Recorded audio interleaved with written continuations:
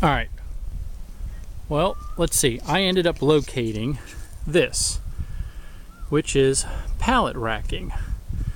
I ended up with two pieces of pallet racking. They're about 36 inches wide, and the edges here on the pallet rack, they're about 3 feet or 3 inches by 3 inches. Nice and sturdy, pretty straight. Here you look down the edges or whatnot. Anyway, I ended up getting two of them for almost nothing. And then I got to thinking, well, these here are the pieces that fit on top of these, so that way you have the actual racks that hold the shelves and everything. Well, what I'm going to end up doing with those is I'm going to cut them down, and they're going to go in between the one edge and over here to this other edge, and those are going to be my log bunks. So these are both 11-foot sections. I'll be able to get 3 log bunks out of each one, and so that should be plenty. This is actually a 16-foot pallet rack. I got a 16-foot trailer, so my idea is to make it so that way it'll fit on my trailer. Well, I got 2 of these 16-footer pallet racks, so I figure what I'm going to end up doing is I want to be able to cut about 16-foot lumber. So I figure I can add another 4 feet, make a 20-foot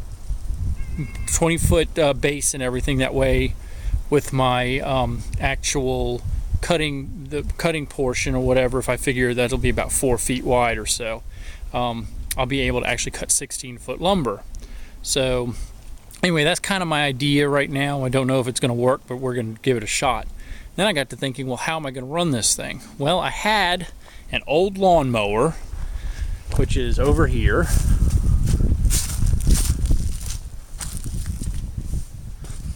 It's a 17 horsepower twin.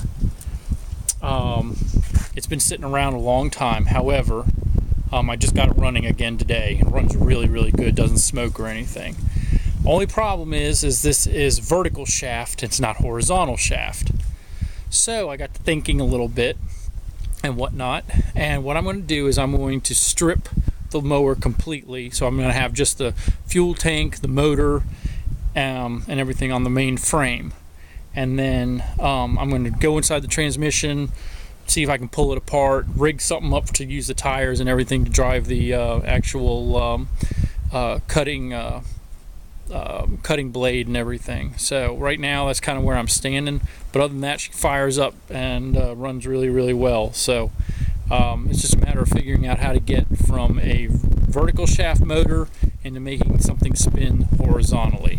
So I've got ways of doing things. I got tons of different things.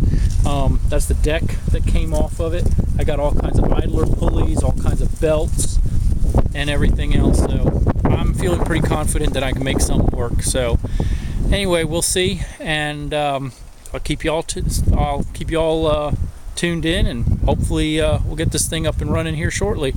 So anyway, until later, have fun.